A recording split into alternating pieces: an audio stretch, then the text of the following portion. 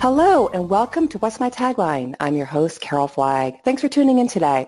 On this show, we put our microphone in front of a variety of industry experts to understand the factors influencing messaging, branding, and reputation in healthcare. You can follow the conversation on Twitter at hashtag What's My Tagline and follow me at Carol Flagg. My guest today is Karen Groppe, the Senior Director of Strategic Communications for HIMSS. Karen, thank you so much for joining me today.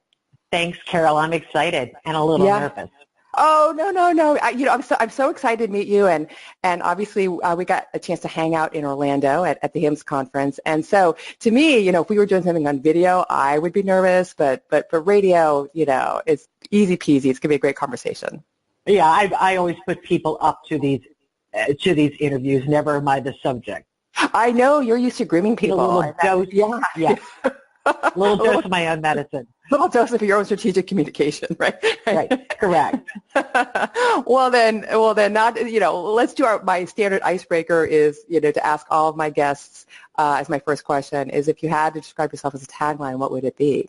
It would be lead with the facts, close with the opinion. Oh, tell me a little bit about that. Well, that would be my professional tagline. One of the things we do at HIMSS and in my role as I encourage as we take our voice and messaging out to the industry, I always encourage my subject matter experts, my executive team to go out and say, start with the facts because facts can't be interpreted. It's a black and white statement and it gets people's attention. And then an opinion, once you warm people up with the facts, you establish your credibility with the facts. Then you can insert your opinion. Got it. HIMSS is such a, huge global organization, and I would imagine the number of thought leaders and executives that you have to instill that tagline into is numerous, to say the least. I have a master Excel spreadsheet of everyone. It's like a tracking document. It follows you around. Well, we are going to be talking about HIMSS today, obviously, and the conference in Orlando, and of course next year as well, and your role in the conference. But before we do that, tell our audience a little bit about your background. What's your history? So my history. Well, I'm a native Washingtonian, Washington D.C., born and raised. Great city.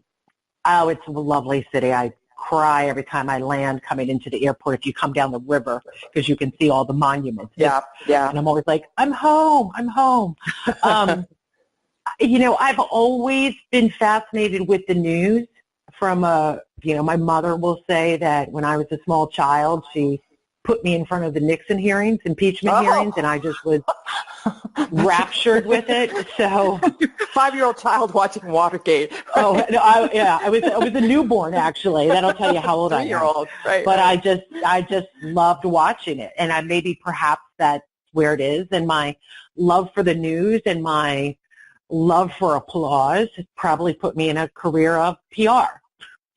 So I went to undergrad for communications. Loved it, fell in love with it, and that's ever since then I've been dabbling in PR. Now my role at HIMSS is truly PR, and I've just recently said I finally have hit my sweet spot in my career and in my life. This is where I've been the happiest. Yeah. Now, were you in healthcare before you joined HIMSS, or was HIMSS your first foray into the healthcare and health IT arena? Well, ironically, I am a child of a healthcare executive. Which is, so I sort of grew up in it on the insurance side. And my career at HIMSS is kind of an interesting one. I was making a transition and decided that I wanted to go out on my own and see what this, start your own business entrepreneurial thing was all about. So I put out an email on LinkedIn and said to my contacts, thinking about doing some freelance work for a while, let me know. And a friend of mine sent me an email back, and she's like, you need to go work for HIMSS. I just left my job. They're looking for a freelancer. And that's how my career started. I started as a freelance communications support for the GR team here in Washington, D.C. Fell in love with them immediately for what they were doing, their commitment. And then from there, my role expanded and expanded, which was wonderful. But as I was growing my business, there came a time after about 3 years I was tired and needed a little bit of a break. Clients were shifting focus, and I said to my colleagues at HIMSS, this was about 2 years ago, I said to them, let me know if you ever want me to go think about full time. And they're like, perfect. When can you start? We've been waiting for you to say that. Right. Yeah. And I can remember this conversation in Chicago on the river. And I said to them both, I said to the two senior leaders at the time, I'm like, the only thing that makes me nervous about transitioning onto the communications team is you have a brand new CEO. Yes. And I was coming in. Yeah. Yes. And I said to them, that's the only thing that makes me nervous. And I just remember them both saying, no, it'll be great. Don't worry. We'll worry about it when the new CEO comes along. So I joined the team in full-time in July 1st. Hal Wolf was appointed CEO the end of June. So it was kind of perfect timing, but I had the opportunity to take Hal out on his first press tour, which was a little nerve-wracking. I can't even imagine. Yeah, that was a lot nerve-wracking. But if you've ever heard Hal, he is a natural. Yes. Yeah, he's a natural, and he is wonderful and well-versed and so knowledgeable. So I started this adventure with Hal, handling his press, and he said to me in August, he said, now keep in mind I'm 2 months into being full-time, and he said to me, Karen, I'd like you to come help me with my communications as I go out and meet all the staff. And I remember thinking to myself, are you kidding me? So off Hal and I went, and we did his first listening tour across the U.S. with all the HIMSS staff. And I tell people all the time that was the best new employee onboarding program ever, because I visited all the offices with Hal and learned a lot about him, which is great for a PR person to learn about somebody you'll be pitching to the press regularly. And we had a great adventure. So I learned a lot, good, bad, and ugly, but it was really an experience that I think has molded me and gave me perspective and understanding and really pushed me to my limits. So for that, I'm always going to be grateful for Hal, too, because he really did. He pushed me, and Lord knows I probably drove him up a wall some days. So. I think that's so interesting that your full-time role at HIMSS basically started with Hal coming on board as the new CEO, because I've seen the changes in the HIMSS organization with that transition. But talk to our, of course, I'm sort of obviously keenly aware of what HIMSS is doing, but tell our audience a little bit about those changes, how HIMSS, especially with him coming on board as CEO in your role, how you've sort of repositioned HIMSS over the last couple of years. Well, Hal said something that I think it sits with me a lot. It's faster, better, smarter.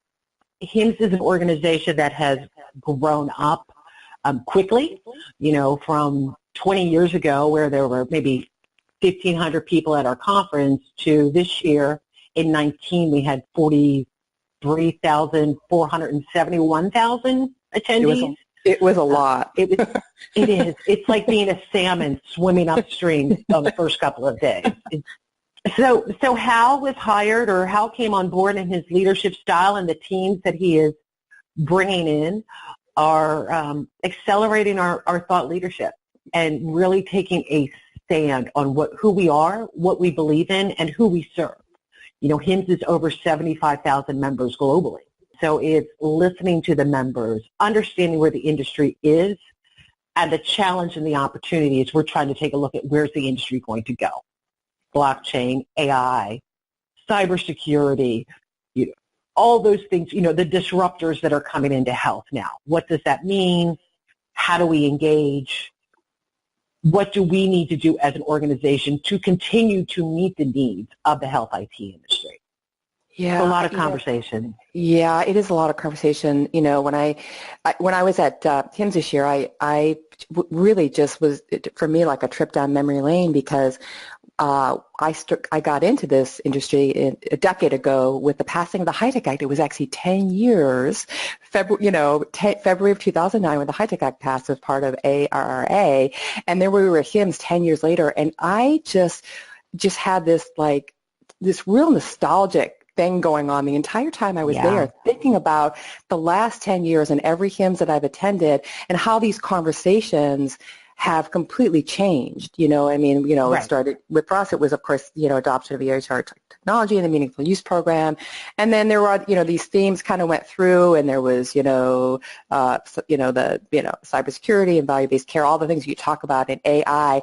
But it seems to me that HIMSS, the last few years, and again, I'm sure with Hal Wolf's sort of stamp on that, has really, done a great job of weaving all of these narratives together for the big picture for everybody. That's my take. The great thing about HIMSS is HIMSS was an organization that we had information technology. That was prior to Hal's arrival. When Hal came and conversations with the board and conversations with the industry, Hal said it's information and technology. They work, they are two separate elements and they work together. And now HIMSS is beginning, and you've heard probably about our rebranding project and how we're beginning to lead the reformation. Yes. Yeah. Now it's, information and technology and the impact to the patient and the human. Because all these things are great that you have all this data in one corner, all this technology, but what about the human who needs it to live a healthier, better life? And that's kind of a light paraphrase. So, yeah. If you're just tuning in, you're listening to What's My Tagline, and my guest today is Karen Groppe, the Senior Director, Strategic Communications for HIMSS. So, Karen, you mentioned the rebranding project, which you're correct. Yes, I've heard a little bit about that. So, tell us what's going on and where this rebranding is taking the HIMSS organization. Well, we are putting I would not say finishing touches. We took this branding exercise really seriously. And a branding exercise is not a lot of people think, oh, here's your new logo, done, thanks, good luck. That is such a great point. Here's your logo, we've refreshed the website. Yeah, exactly. That's a great point, Karen. Right. There's so much to it. Yeah, exactly. Yeah. So we spent a year conducting research and talking to key stakeholders, leaders in the industry, staff, members, volunteers, board leadership, to really get a deep dive of, in a quick little, what do you know, what do you think, and what's it going to be? And we took that research and then came back and then started to form, we revealed our new mission and vision. We did reveal the new logo. But again, if I can get on my soapbox, the logo is not the brand. Right. And now we are, we were so excited to show the new logo because by the time we roll back into HIMSS in 20, back to Orlando, the new brand will be taking place and we'll have begun the messaging and the strategy will begin to cascade throughout the organization. So we wanted to give everyone a sneak peek of what's coming. And then meanwhile, back in Chicago and across the globe, teams are feverishly working to cascade the messaging throughout the organization. And we should be seeing that mid to late fall, really feeling that impact of the new brand by then. Right. And this move to, that HIMSS Global, we forget, I think, sometimes, because we're in health IT, obviously, mostly. We're obviously in healthcare delivery and other areas as well, but mostly health IT. And of course, we're sort of consumed with that as to what happens in the U.S. market. But your branding and rebranding that you're doing and messaging is truly global. I mean, what percent, I'm just curious, what percent of the HIMSS organization is U.S. versus the rest of the world? Oh, Carol, that's a good question. In terms of membership or in terms of, health, the future of HIMSS is, we have a strong established presence in the Americas. The future of HIMSS is international. That's where we have the greatest growth potential. And health is a global challenge. Same challenges we face here in the U.S. are faced abroad. In terms of breakdown of membership, I would say About 60% would be primarily here in the U.S. and rapidly growing on the international side. Right. But it is a amazing. push. Yeah. And that was one of the reasons, that's one of the expertise is that Hal brings to the organization, and a lot of members of our executive team, is capturing that global voice and synthesizing it for everyone. But that is really one of his strengths, and now becoming the strength of the organization. And obviously, there are things that are happening in other countries that we can learn from and take from right here in the U.S. and vice versa. Course. But, you mentioned, we were talking ahead of this about blockchain. Blockchain is certainly one of those areas right. That's been happening, and now we're starting to get up to speed and address that learning curve. But certainly there are others. Interoperability. The U.S., I think. Telehealth. Telehealth, exactly. Right. Telehealth. What's going on in the Nordics right now is amazing, in how they are treating patients outside the traditional walls and bringing the telehealth, and their populations are becoming healthier. One of the things that Hal talks about, and the industry's talking about, is the population's aging. So how are we going to treat this aging population outside the hospital walls? Everybody doesn't, if you have a cardiac problem, can we put a monitor on them, and how does that information interact with your doctor? And, as we get older, our seniors and our aging population are living longer and healthier lives. And that's a lot through the technology and through the information as well. But and like I said at the beginning, what they're doing in the Nordics is pretty amazing. Yeah, and in some European countries in general, that process for telehealth and virtual care has just been sort of part of that healthcare DNA for much longer than it has been here in the U.S., right? And now we're faced with what they call the silver tsunami. What is it? Is it 10,000 baby boomers a day are signed up? Yes. Like that? Yeah. Yes. Crazy stat. Yes, it is crazy, and I see the statistics, and when we collaborate with Hal, when we're talking about his speeches and messaging and such, the data that we see sometimes is just mind-boggling. But it's, I think of my parents. My parents are aging, and they're aging gracefully, I'll have to say. Well, they'll live. But you expect them to be around for a long time, right? That will be their revenge, is for them to stay around as long as possible. I'm still a 12-year-old around them, and I now worry about them. Yes, but you can still. My mother always said to me, "Remember, I'm your mother. You don't have to treat me like a child." Right. The roles change. They do change it, but you can still reminisce about Watergate. You'll always have Watergate, Karen. You'll always have Watergate. My mother and I, the fact that a newborn was sat in front of the impeachment hearings is still, I think that's where my love of the news started. So that's really funny. It's really interesting what you're saying, about how HIMSS has expanded that messaging and branding globally. I mean, I had no idea it was 40% of your membership was. I believe that's right, Carol. That's amazing. But we've definitely seen. I mean, obviously I've seen that in the conference. So let's talk a little bit about 2019 HIMSS and then the outlook for 2020, because really, to be honest with you, this HIMSS in Orlando was the first time I was also really cognizant walking around and hearing, just by the people talking, how many people were there from international. I mean, I was the languages.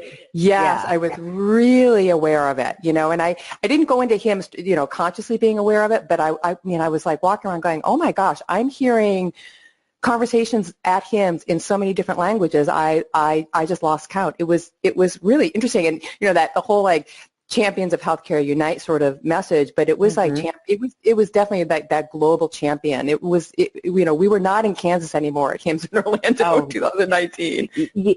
Our international teams are doing phenomenal work right now. They are in the trenches, hustling and bringing more people to the table than we could ever imagine. At HIMSS 19 this year, we had a full day of international programming before the conference even started.